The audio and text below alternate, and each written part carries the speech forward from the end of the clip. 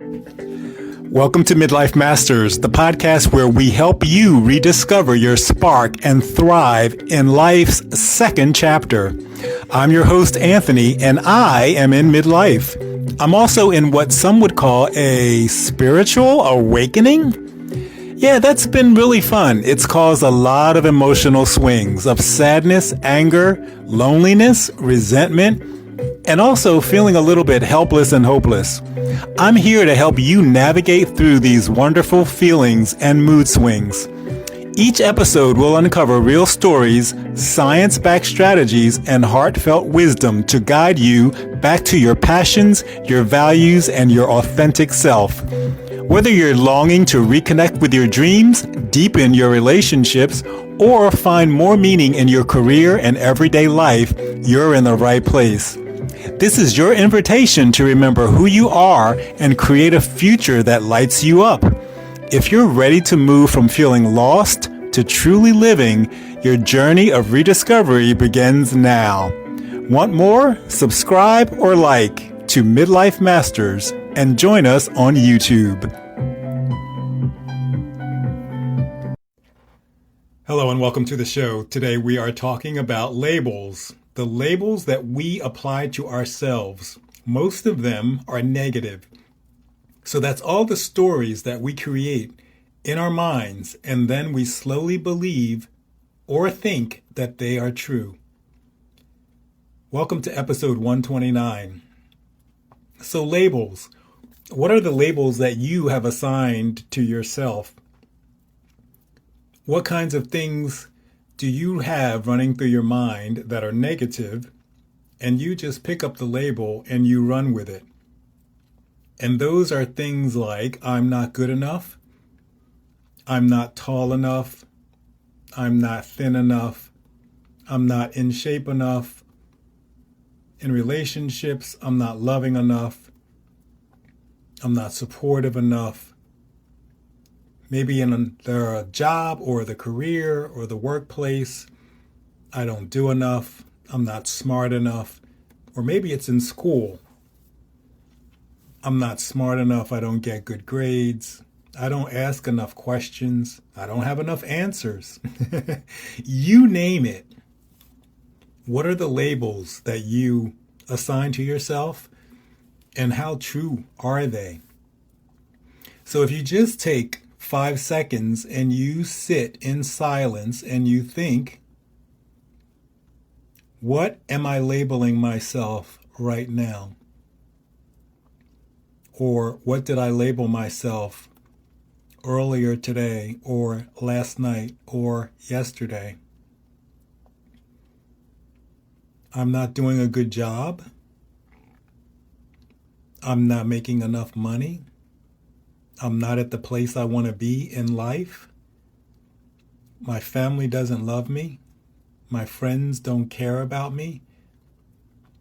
Think about all of those types of things. Think about how true are they. Think about what evidence you have to validate them as true. Think about all of those labels. And then think about the number of times that someone actually said that to you. When's the last time someone said to you, you're not enough? You're not tall enough. You don't make enough money. You're not thin enough. You're not pretty enough. You're not smart enough. When is the last time someone actually said that to you? And if you can think back, perhaps it was when you were a child, 3 years old, 5 years old, 7 years old, 10 years old. It could be a parent, it could be a caregiver, it could be a teacher, it could be someone in authority, it could be another family member that's an adult. It could be another kid.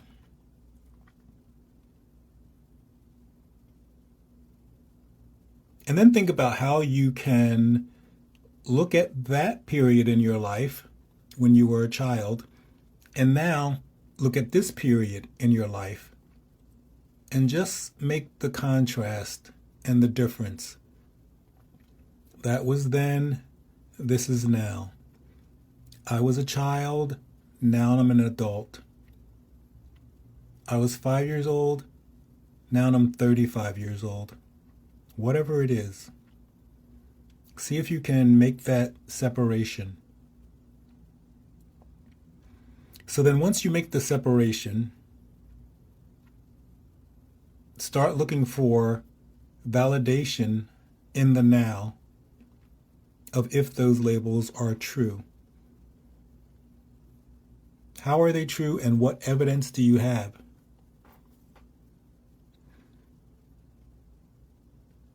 And if you don't have any evidence, you can't think of anyone that has said something like that to you in the last 5 years, 10 years,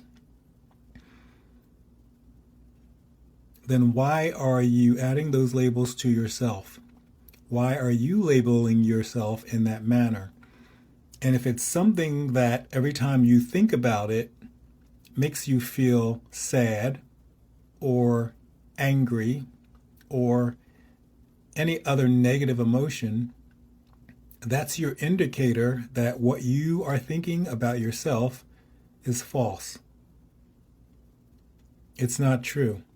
If it were true, you would feel good about it. Interesting how that works, right? That's how God set it up. That's how the universe is set up. When something feels good, it makes us happy. We know that's true for who we are.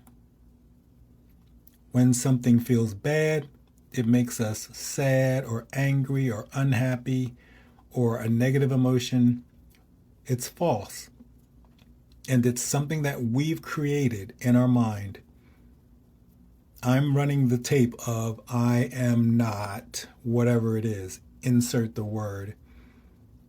I'm not muscular enough. I'm not thin enough.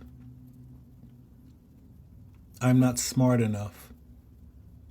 And when you think that, notice how your whole body just kind of feels like, meh.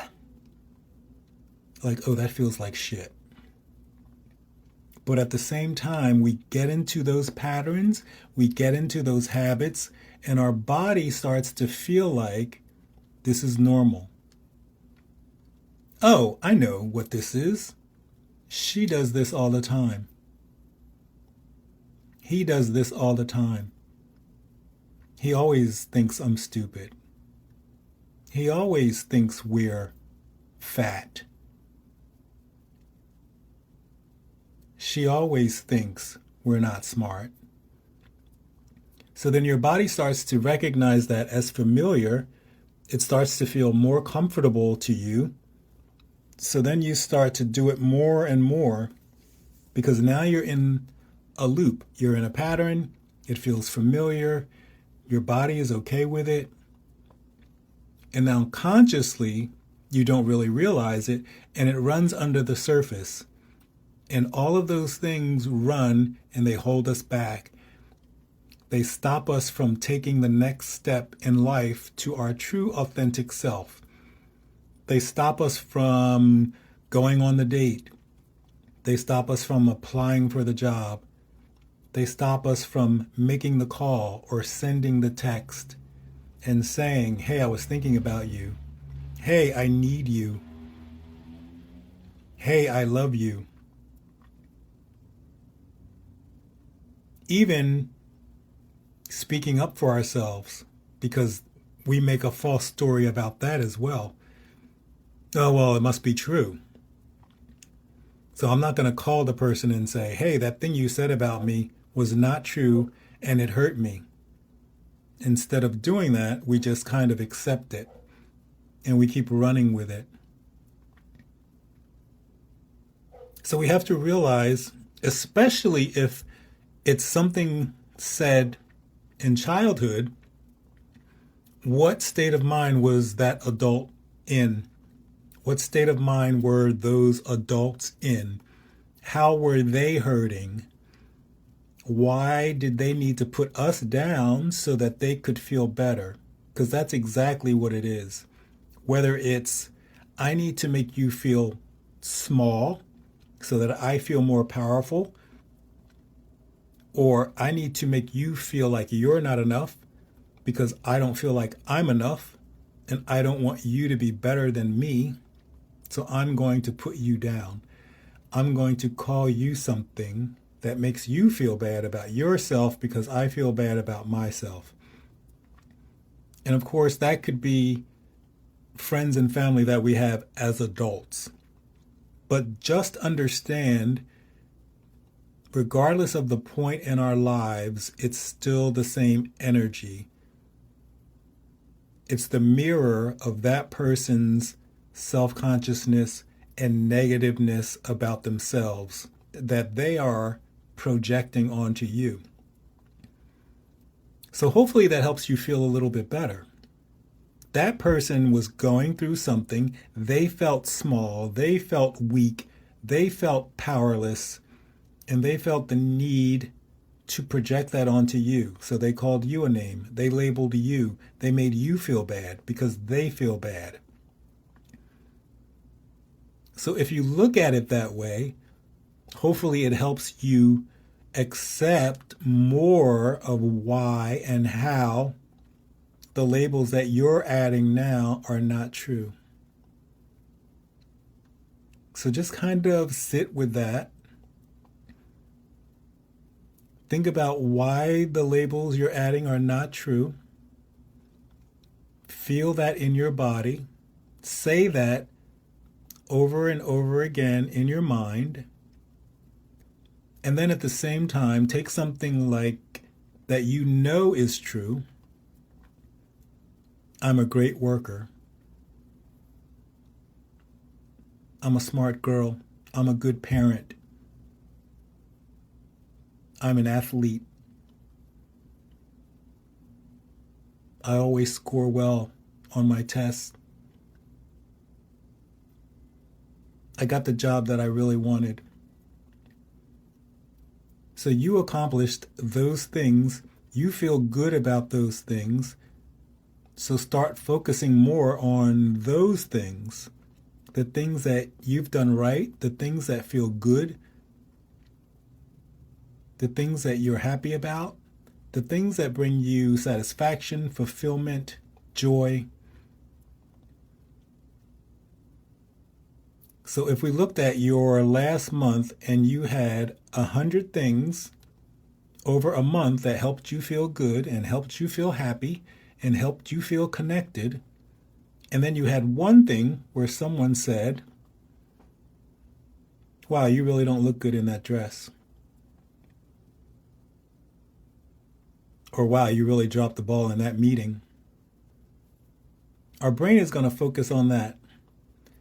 So out of 100 things that were good and fulfilling and satisfying, the one thing that sticks out in our mind and we keep thinking about is the negative thing.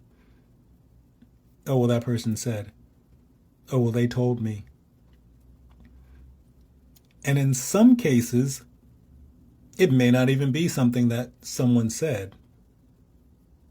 It may be something that you thought. You said something, you looked up and you saw someone's reaction, or you saw a few people's reaction. A good example is in a meeting. Oh, I said this thing and I looked up and everyone was just looking at me like I was crazy. And then the story starts. I made a mistake. I shouldn't have said that. What's wrong with me? You have no idea what those people were thinking. If the meeting ends and everyone goes their separate ways and no one says anything to you, how do you know what they were thinking? Maybe they were thinking, wow, that was a really good idea. Why didn't I come up with that? Wow, they really had balls to say that. I wish I could do that. So start thinking about the labels and start flipping things around so that they help you feel better in situations where you have no idea what people are thinking, and start to think better things, more positive things about yourself.